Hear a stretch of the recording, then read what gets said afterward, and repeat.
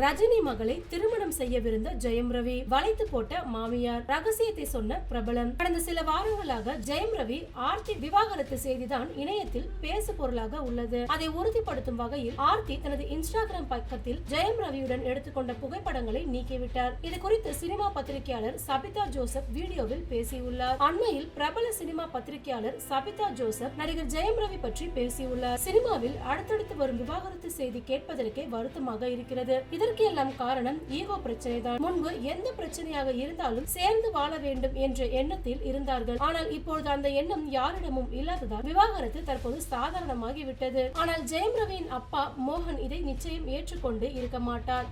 அவர் ஆரம்பத்தில் இருந்து கஷ்டப்பட்டு கடுமையாக உழைத்து இன்று இந்த நிலைக்கு வந்திருக்கிறார். மகன்கள் சினிமாவில் இருந்தாலும் எந்த விதமான கிசுகிசுவில் சிக்கவில்லை. அதே போல மோகனின் மகளும் மருத்துவம் படித்துவிட்டு நல்ல குடும்பத்தில் வாழ்ந்து வருகிறார். அப்படி தனது குடும்பத்தையும் கட்டுக்கோப்பாக அமைதியாக வைத்திருக்கிறார் மோகன். ஆனால் ஜெயம் ரவி தான் தற்போது விவாகரத்து கேட்டு நோட்டீஸ் அனுப்பியிருக்கிறார். ஆனால் ஆர்த்தி தரப்பில் இருந்து எந்த விதமான பதிலும் வரவில்லை. அவர் சேர்ந்து வாழ விரும்புவதாக சொல்லப்படுகிறது. இது குறித்து இன்னும் ஒரு வாரத்தில் தகவல் வந்துவிடும். ஜெயம் ரவி சினிமாவில் வந்த புதிதில் சூப்பர் ஸ்டார் ரஜினிகாந்தின் மகளை திருமணம் செய்ய போவதாக கூட செய்திகள் பரவியது. ஜெயம் ரவி பார்ப்பதற்கு சிம்பிளாக ரொம்ப அழகாக இருந்தால் தன் மகளுக்கு திருமணம் செய்து வைக்க வேண்டும் என்றும் ஆர்த்தியின் அம்மா சுஜாதா ஆசைப்பட்டார். ஜெயம் ரவியின் குடும்பம் கட்டுக்கோப்பான குடும்பமாக இருந்ததால் ஜெயம் ரவியை வளைத்து போட்டார். ஆனால் மருமகளை வைத்து பல படத்தை தயாரித்திருக்கிறார். மகள் குடும்பத்தில் மீது மிகுந்த பாசத்துடன் தான் இருந்தார். அதே போல ஜெயம் ரவியும் மாமியார் மீது பாசத்தோடு தான் இருந்தார் என்றார் பத்திரிகையாளர் சபிதா. அந்த பேட்டியில் இவர் இவ்வாறு கூறியுள்ளார்.